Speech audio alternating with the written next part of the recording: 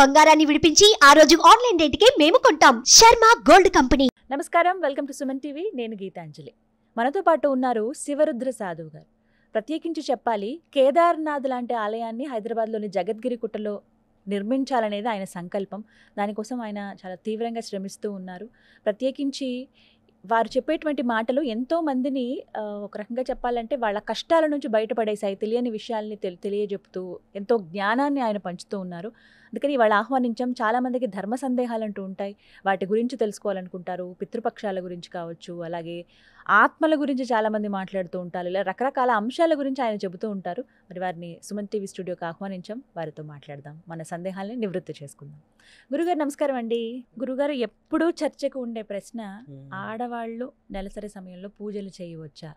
ఇది ఎలా మాట్లాడతారంటే చాలామంది, దేవుడు పెట్టిందే కదా ఇది, దీని గురించి ప్రత్యేకంగా ఆయన నుంచి దూరం అవ్వడం ఎందుకు, చేసుకోవచ్చు అదేం లేదనే వాళ్ళు కొంతమంది. అమ్మో అపచారం, అసలు అలాంటి పనే చేయకూడదు, కనీసం అటువైపుగా పూజ జరుగుతుందని తెలిసినా అటువైపుగా వెళ్ళకూడదు, ఇప్పటికీ పక్కన కూర్చోబెట్టి ఇలా ఉండేటువంటి సాంప్రదాయాలు చూస్తున్నాం.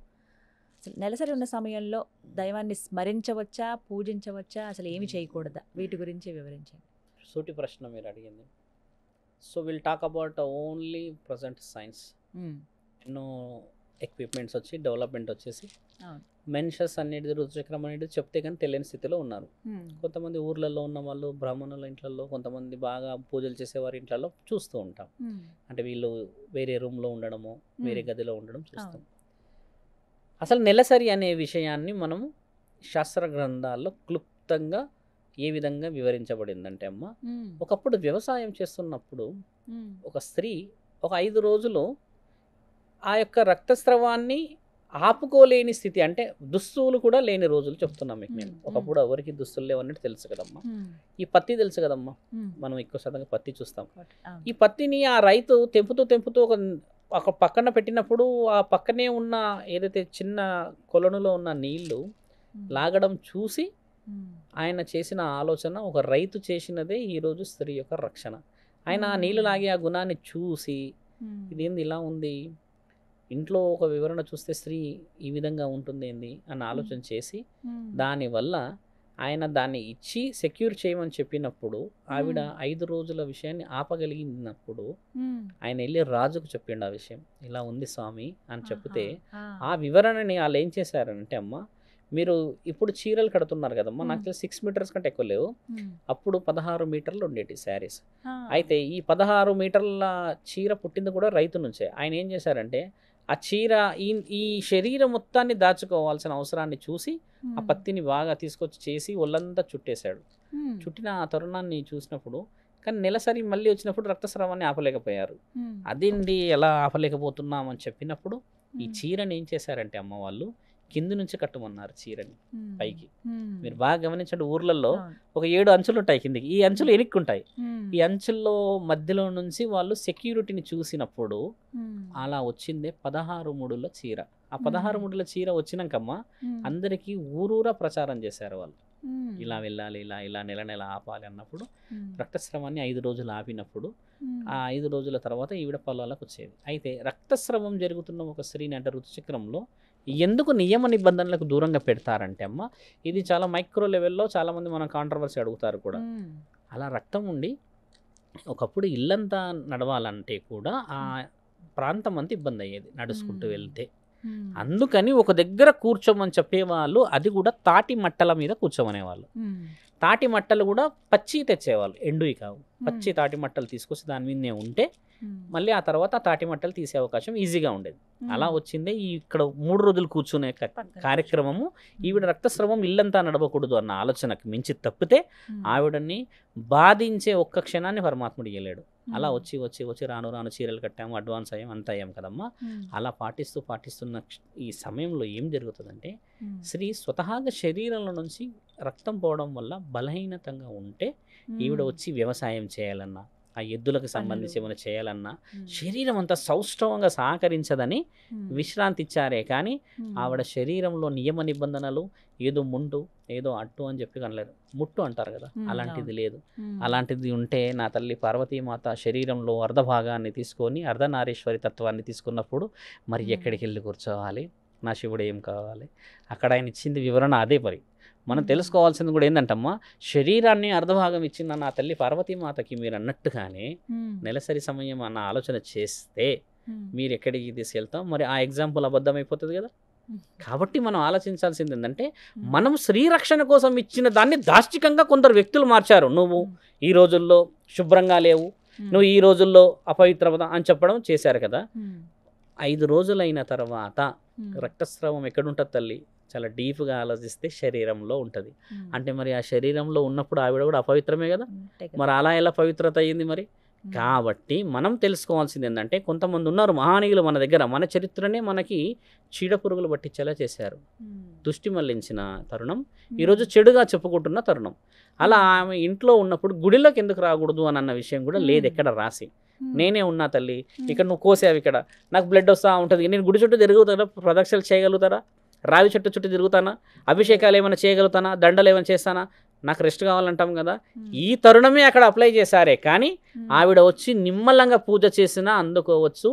ఎంతమంది స్త్రీలు అమ్మ గుడిలో కనలేరు బిడ్డలని, మరి ఎంతకంటే పెద్ద రక్తస్రవము అక్కడ వచ్చేసి 5 లీటర్లు 10 లీటర్లు పోతున్నప్పుడు మరి ఆ పరమాత్ముడు ఆ రోజు ఆయన శుద్ధంగా లేను, నేను అపవిత్రతనయ్యాను, నా గుడి గులగొట్టాను అని ఎంతమందికి చెప్పలేడు? మరి ఎంతమందిని కనలేరు? ఒకప్పుడు మన గుడే కదమ్మా పెద్ద వైద్యశాల. ఇప్పటికీ మెనీ కేసెస్లో క్యాంపులు అవుతాయి అక్కడ. అంటే అంతకంటే పవిత్రమైన స్థలం ఏమున్నది? ఆ పవిత్ర స్థలంలోని గర్భాన్ని దాల్చున్న స్త్రీలు 5-6 లీటర్లు ఆ రక్తస్రావం అయిన తర్వాత తండ్రి వచ్చి మీ పేరే పెట్టండి అని చెప్పిన ఆ తరుణం, మహానీయుడికి లోకాలనే అధిపతులకే లేని నియమ నిబంధనలను మానవ శరీరానికి మనకెందుకు తల్లి? కానీ ఇప్పుడు చూస్తున్నాం కదా చాలా మందిని, అంటే ఆలయానికి వెళ్ళొద్దు అనేది, అసలు ఏ పూజలో అవాస్తవం. అది ఆలయానికి వెళ్ళవచ్చు ముమ్మటిగా. నేను చెప్తుంది ఏంటంటే అమ్మా, ఆలయానికి నేను వచ్చినా నేను రక్తస్రావంలో ఉన్నాను అని ఒక స్త్రీ చెప్పకుండా వస్తే నీవు కనిపెట్టగలవా? కాబట్టి నిజం మాట్లాడాలి అంటున్నాను. ఆ అమ్మ మా తాతలు ముత్తాతల నుంచి మాకు ఇచ్చిన ఆస్తులు, అంతస్తులు, ప్రేమలు, అభిమానాలు అవతలి వ్యక్తిని ఇబ్బంది పెట్టకూడదు. నేను నిజముగా ఈ యొక్క ఋతుచక్రం అనే సమయంలో, విశ్రాంతి సమయంలో ఉండాలి అన్నప్పుడు వాళ్ళు శారీరకముగా మానసికంగా నిజాన్ని ఒప్పుకొని ఉంటున్నారే కానీ దాన్ని నేను ఇలా లేదు అలా లేదు అని మనం ట్యాబ్లెట్లు వేసుకుంటారు కొంతమంది ఈ మెన్షస్ పోస్ట్ పోన్కి. మరి వాళ్ళు వేసుకొని వచ్చినప్పుడు దే ఆర్ ఇన్ మెన్షస్. సింపుల్గా చెప్పాలంటే మెన్షస్లో ఉన్నట్టే వాళ్ళు ట్యాబ్లెట్తో పోస్ట్ పోన్ చేశారు దాన్ని అంతే. సృష్టి నియమాన్ని వెనుకకు జరిపావు అని అంటే నువ్వు ఒక విధంగా చూస్తే అపవిత్రమే కదా తల్లి. అలా ఎలా మనం ఒక ట్యాబ్లెట్ వల్ల పవిత్రమయ్యాం? ఇది బాగా గమనిస్తే నేను ఇందాక అన్నది కాంట్రవర్సీ అనేది దానికనే. ఎందుకంటే అది మనం పెట్టుకున్న నియమ నిబంధనలు. ఆవిడ మనకిచ్చిన గౌరవం మన తాతల ముత్తాతల నుంచి, అమ్మ ఇలా ఉండాలి, ఈ విధంగా ఉండాలి. ఒకప్పుడు అంతా మట్టి కదమ్మా, నలుగురిలో వెళ్ళకూడదు, దుస్తులు చాలా తక్కువ, ఒకప్పుడు దుస్తులు కూడా ఎక్కువ శాతంగా లేవు, ఎక్కువ దుస్తులు పాడైతాయి కదా, అందుకని కూర్చోవాలి ఒక దగ్గర, ఇంట్లో ఉండాలని చెప్పినప్పుడు సెక్యూరిటీ 4-5 రీజన్స్ చెప్పి పెట్టారు అక్కడ. ఒకవేళ ఆలయానికి వెళ్ళారనుకోండి, మామూలుగా అప్పుడు వెళ్ళిన ఆలయంలో తెలియక ఇలా జరిగిన అప్పుడు ఏం కాదు, ఎలా జరుగుతుంది? అదే ఉండదు. సృష్టి నియమం పరమాత్ముడు ఇచ్చిన ఆజ్ఞ. అది రక్తస్రావం అని అనుకోవడం మానవ శరీరం తప్పిదమే. ఆ రక్తస్రావం కాదమ్మా, అది అండాలని విడుదల చేస్తున్న అబ్రబ్రహ్మలోకం. అది గర్భం దాలిస్తే ఒక మానవ శరీరం, దానికి బ్రహ్మ విష్ణువులు పరమేశ్వరుడు తదాస్తు అని ఆజ్ఞ ఇచ్చే ఒక పవిత్రమైన కార్యస్థలం. అది ఒకవేళ తెలిస్తే ఒకవేళ ఎవరైనా పూజకి వెళ్ళారే అనుకుందాం, దాంట్లో పరమాత్ముడి ఆజ్ఞ నుంచి శాపం అయితే తగలదమ్మా. అలా తగిలే తరుణమే లేదు. చరిత్రలో ఒక్క చిన్న సెంటెన్స్ మీరు చూపించండి, అలా చేస్తే తప్పు కాదు అని నేను మీకు 100 పేజీలు చూపిస్తా. అవి రాసి సైంటిఫిక్ గా నేను ఒకటి చదివానండి, ఇవన్నీ కూడా రుజువు అయినవి, కొంతమందిని పెట్టి టెస్ట్ చేసినవి. అందులో ఏం తేలిందంటే, ఎవరైతే ఇలా పర్టికులర్గా డేట్ ఉన్నప్పుడు మెన్సెస్ అయినప్పుడు గనక ఆలయానికి వెళితే అక్కడున్న పాజిటివ్ ఎనర్జీకి ఎక్కువగా కడుపులో నొప్పి రావటం అనేది, ఉండలేకపోవడం అక్కడ ఇలా జరుగుతుంది అని చెప్పి ఇప్పుడు సైంటిఫిక్ రీసెర్చ్ లో జరిగింది. మా ధర్మశాస్త్రంలో గుడి అనేది పవిత్రమైన స్థలం ఎలా అయింది? పరమాత్ముడు ఆజ్ఞలో మహాముఖంటి ఒక అగ్నిస్తంభాన్ని ఇలా కొట్టినప్పుడు 108 స్తంభాలయ్యి పడిన గుడులలో 12 జ్యోతిర్లింగాలే పూజిస్తున్నాము. అలా మిగతా గుడులన్నీ మహాపుణ్యక్షేత్రాలమ్మా, అక్కడే కట్టాము గుడులు, వేరే దగ్గర కట్టలేము. అలా కట్టింది కూడా అనంత పద్మనాభ స్వామి లాంటి ఆలయమే. మళ్ళీ అమ్మవారి యొక్క అష్టాదశ శక్తి పీఠాల్లో నా తల్లిని విష్ణు మహానీయుడు ఆ సుదర్శన చక్రంతోనమ్మా 64 ముక్కలు చేశాడు. అందులో మనం ఎన్ని ముక్కల్ని ఈరోజు పూజిస్తున్నాం? 18 ముక్కల్ని. ఈ 64 ముక్కల్లో కట్టిన గుడుల్లో విజయవాడ కనకదుర్గమాత ఒకటి.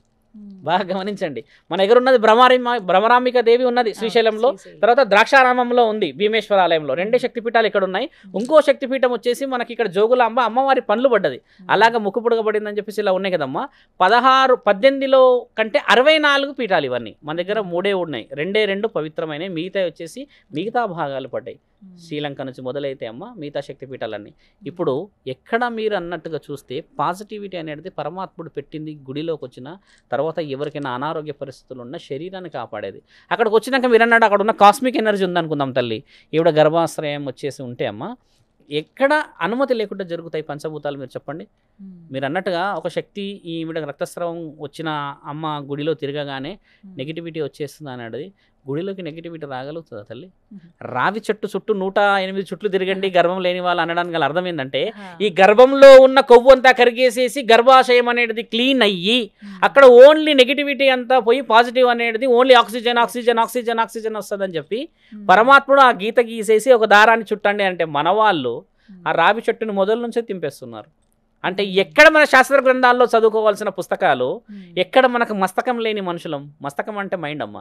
అంటే ఒకప్పుడు నేను చెప్తేనే నీకు వినబడేది, ఈ రోజుల్లో నేను చెప్తే వినబడతలే నీకు. అందుకని పుస్తకం చదువుతున్నావు. పుస్తకంలో ఉన్న నాలెడ్జ్ సరిపోలేక హస్తకం అంటే రాసుకుంటున్నావు గుర్తు కోసం అని. అలా రాసుకుంటే కూడా గుర్తుకు లేదని చెప్పి యూట్యూబ్లో కొడుతున్నావు హౌ టు లెర్న్ ఇంగ్లీష్ అని. అంటే ఇక్కడ నేత్రాలయం ఉంది, అంటే మన ఆనందం అనేది కళ్ళతోనే ఉంది. ఇన్నిట్లలో పరమాత్ముడు ఆజ్ఞ ఎప్పుడు తప్పు కాదమ్మా. మీరు అన్నది ఉండవచ్చు, అలా నా తల్లులు ఇంతవరకు ఎవరు వెళ్ళలేరు గుడికి, తక్కువ శాతమే వెళ్ళింది కూడా. అది ఎక్కడో రుజువు కాబట్టి వీళ్ళు వాంటెడ్గా టెస్ట్ చేశారన్నావు కదా మనం. ఎవరు అలా వెళ్ళరు, గుడికే వెళ్ళరు నా తల్లిలు. అలా ఉన్నప్పుడు ఇంట్లో భర్తను కొంతమంది పట్టుకోరు, నేను వంట చేయనంటారు, మడిలో కట్టుకుంటా అంటారు, ఇట్లా అంటారు కదమ్మా. ఆడపిల్లలు గౌరవించబడుతున్నారు ఇక్కడ. మీరు బాగా గమనించండి, ఎందుకు గౌరవించబడుతున్నారు తెలుసా తల్లి? వాళ్ళు ఆ గౌరవానికి విలువిచ్చి గౌరవించబడుతున్నారు. అంతేగాని నువ్వు సిగ్నల్ ఇస్తే లేకపోతే కాషన్ ఇస్తే హెచ్చరికలు ఇస్తే పాటిస్తలేరు వాళ్ళు. They are doing themself, internal హార్ట్తోని పాటిస్తున్నారు. అందుకే నేను ఇంతకుముందు కూడా చెప్పిన దాంట్లో ఏంటంటమ్మా, నా యొక్క శాస్త్ర సంపద మన భూమండలంలో ఆస్తి అంతస్తులు కాదు, నా తల్లులు నా పిల్లల చిరునవ్వులు, ఆ ప్రేమలు ఆప్యాయతలు గతంలో చెప్పింది. దాన్ని నా భారతదేశం నుంచి తీసుకుపోయే మునగాడు ఇంకా పుట్టలేడమ్మా. అది ఉన్నంత వరకు మన భూమండలం, హైదరాబాదు, ఈ తెలంగాణ, ఈ లోకం అందరికీ కనబడేది. మన భారతదేశంలో గొప్పతనం అదే తల్లి. మన దాకా చీరకట్టు ఎవరన్నా కట్టగలరా? ఎవ్వరు కట్టగలిగినా అమ్మా. ఇక్కడున్న ఈ స్కిన్ టోన్ కి ఉన్న విలువ ఎలా ఉందమ్మా? ఎక్కడ కట్టినా ఎంత అందంగా ఉంటారు. ఇక్కడ చీరలు అలంకరణ పువ్వులు పెట్టుకొని పూజ చేసి సాక్షాత్తు దేవుళ్ళే. ఇంగ్లీష్ వాళ్ళు కడతారు కానీ వాళ్ళని ఇంగ్లీష్ వాళ్ళు కట్టిరు అంటారు, మనల్ని చూస్తే వీళ్ళు భారతీయులు అంటారు. తేడా ఉంది తల్లి. అలాగే స్త్రీకి సంబంధించే మరొక ప్రశ్న, స్త్రీ పునర్వివాహం పైన. భర్త చనిపోయిన స్త్రీ మళ్ళీ వివాహం చేసుకోవచ్చా అనేది పెద్ద ప్రశ్న. ఇప్పటికీ అలా వివాహం చేసుకోకుండా ఉన్న వాళ్ళు ఉన్నారు, తర్వాత మళ్ళీ వివాహం చేసుకుని జీవితాన్ని ప్రారంభించిన వాళ్ళు ఉన్నారు. కానీ మీ ప్రకారంగా మీరేం చెప్తారు పునర్వివాహాలపై? సో పెళ్ళి అనేది ఏంటంటే పరమాత్ముడు ఇచ్చిన ఆజ్ఞ. అయితే పెళ్ళిలో వేద మంత్రాలు చదివే ముందు కొన్ని నక్షత్ర తిథులు వాటి యొక్క గ్రహణ పరిస్థితులు మాట్లాడుతూ ఉంటారు. అమ్మ ఈయన గారికి కలవట్లేదు, ఈయన గారికి కలుస్తుంది అని. నిజమైన జాతక బలం ఏంటంటమ్మా, మరణం కూడా చెప్పగలుగుతుంది. అలా చెప్పట్లేడు అని అంటే ఈవిడ జాతకాన్ని అబద్ధంగా చెప్పిండని ఒకటి ఆలోచించాలి.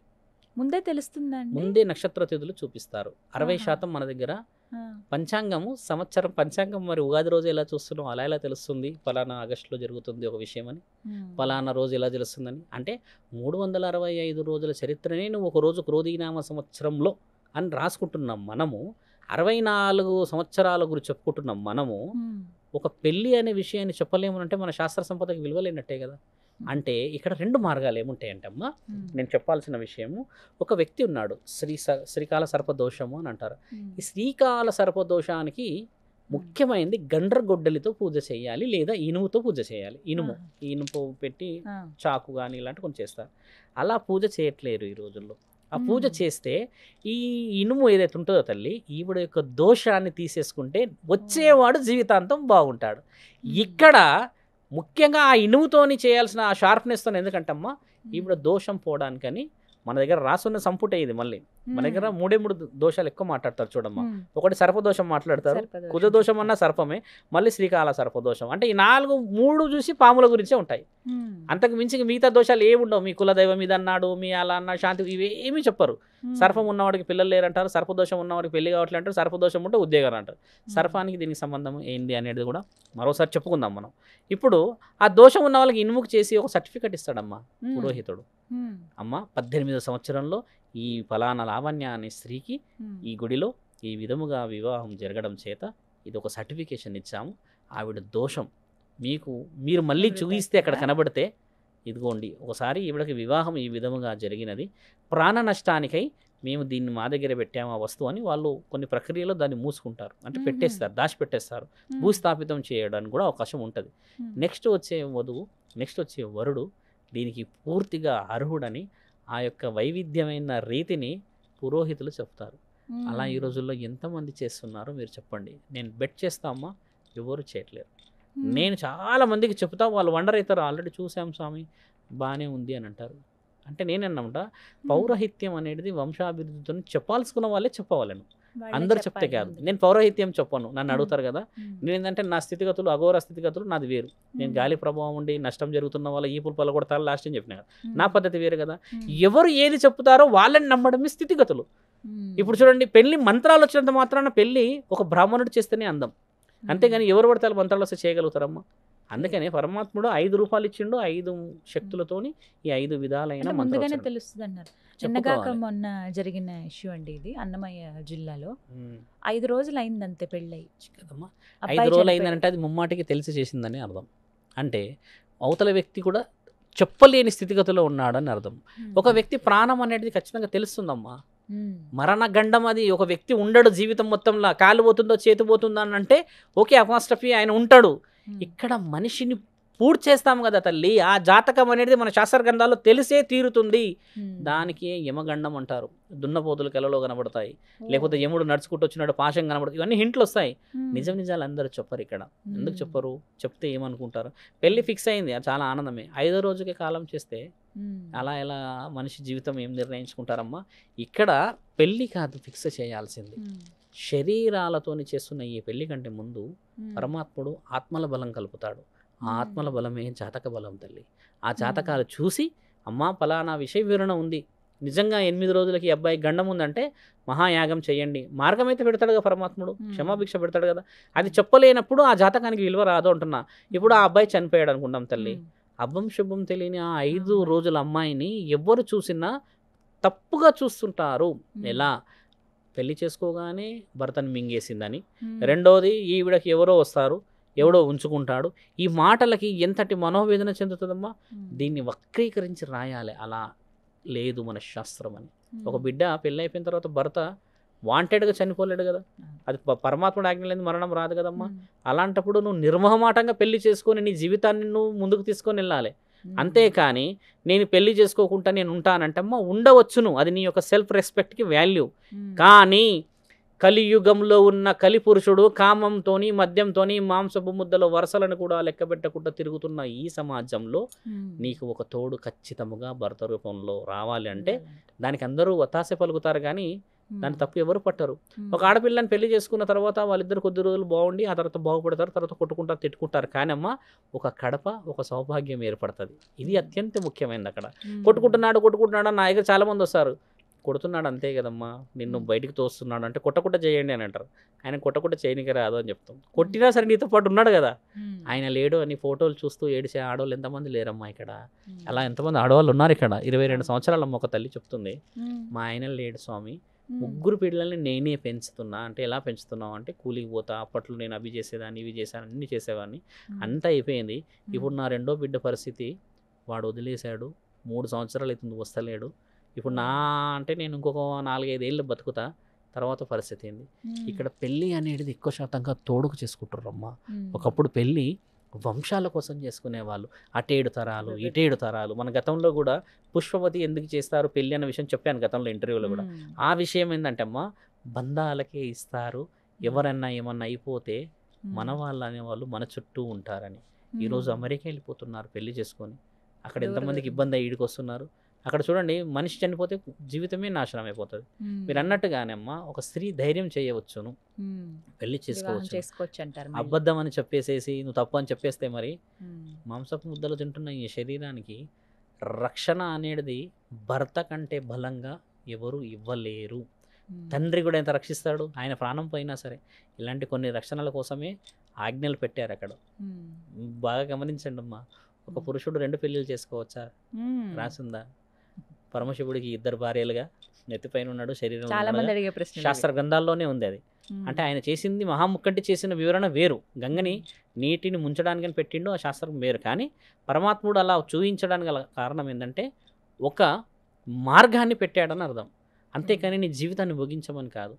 భర్తతో పాటు సతీ సహనగానాన్ని ఆపారు మన దగ్గర ఈయన వీరేశలింగం పంతులు గారమ్మ. అప్పుడు చనిపోతూ ఉంటే అందరూ 1820లో భర్త చనిపోగానే ఈవిడని కూడా తీసుకెళ్ళి అదే కాల్చేవాళ్ళంట.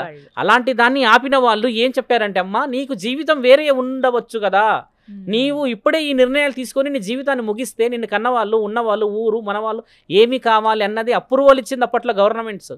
మన దగ్గర అవి ఉన్నాయి. ఇంకా ఇప్పుడు మనం తెలుసుకోవాలి, తెలుసుకొని దాన్ని పాటిస్తే చాలమ్మా. కొత్తగా గత 100 సంవత్సరాల్లో మనం ఏం పాటించలేము, ఆల్రెడీ రాసి ఉన్నాయే పాటిస్తున్నాం. తప్పలేదు, ఒక తోడు కోసం చేసుకోవాలండి. ఖచ్చితంగా చేసుకుని జీవితాన్ని గెలిచి చూపించాలి. క్షణిక నిర్ణయాలు పోకూడదండి. స్వతహాగా చనిపోతే వదిలేయచ్చమ్మా, కానీ చంపుకోకూడదు నువ్వు అని. అది మీరు అన్నట్టుగా తప్పది.